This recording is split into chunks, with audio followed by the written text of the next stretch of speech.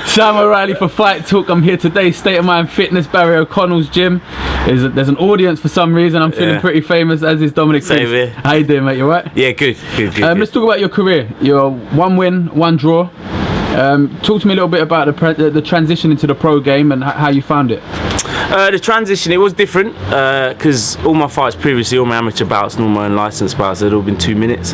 So having to do the extra minute each round, it makes a massive difference. It feels like you're in there for ages. It feels like, right, how am I going to fill the round with content? Do you know what I mean? As silly as it sounds, because you're there for like half the time again.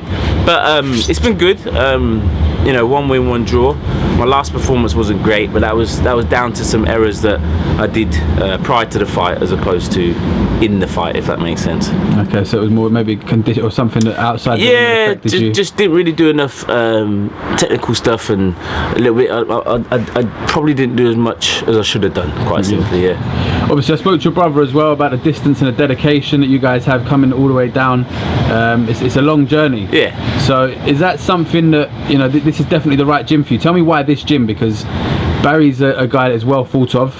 Why does this feel right for you, this gym? The same thing Curtis said, to be honest. It's about structure. I like structure, I like discipline, I like to know where I'm at each day in my training. And the thing is with Baz, you know where you're at for the whole camp. You kind of get your essay of information. It's like, right, this is what we're doing, boom. Regimented. And, yeah, it's very regimented. Just obviously he's got his military background. He's a good person. Similar to Curtis again, I'm sensitive to energy. So the energy is the right energy for me. So therefore it helps me to, produce the results, at least in training and stuff that I want to produce. Yeah. I want to talk to you a little bit about the timing of you turning over professional. A bit later in your career than many others. Why was that the right time?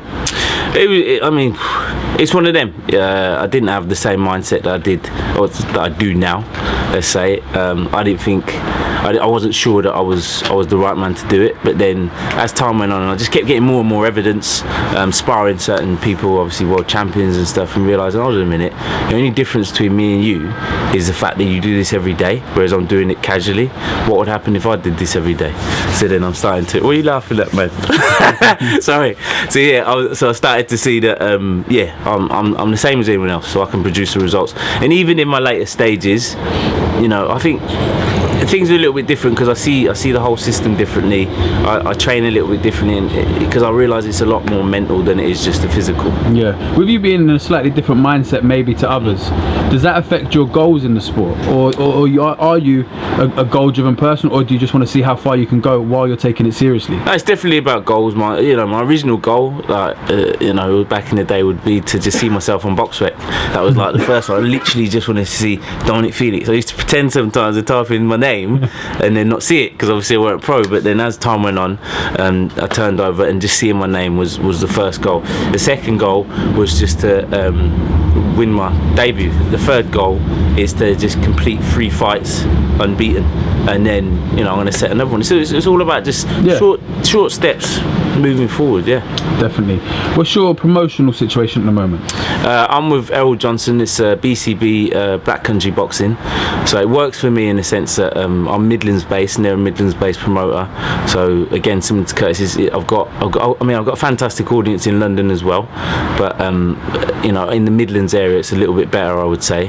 Actually, to be honest, it's probably the same, but it just works for me because it's easier closer to home and course. Yeah. As you look through to 2018, so the main goal is to get another fight in. You said that you want to complete your next goal, three fights, no losses. Realistically, how many fights are you looking to have next year? Next year, if I'd be happy if I could have 3 or 4 fights next year. Like this year, 2 fights. If I can get 3 or 4 next year, I'll be happy with that. Okay. Do you have any sponsors or anyone backing you at this moment, or? Sponsorship, not really. So that's an opportunity for people to sponsor. There's a couple of people that I'm speaking to, so it's just putting pen to paper and then finalising. It's extremely difficult. And I speak to the amount of boxers I speak to. A lot of them couldn't do it without sponsors. So it's difficult. I mean, to be honest, like tickets is not so much of a problem for me, if I'm honest. I mean, I usually, I've always hit my tickets, whether it be unlicensed stuff or pro stuff, so I'm not that worried. But sponsorship is, it would make it a little bit easier, like gloves and equipment and travel and stuff like that. Well, listen, pleasure talking to you, mate. Seeing you down here in the gym with all the boys, vibes in and energy is good, man. Very good to see. But I wish you the best next year, and thank you very much for talking to Fight Talk. Appreciate it.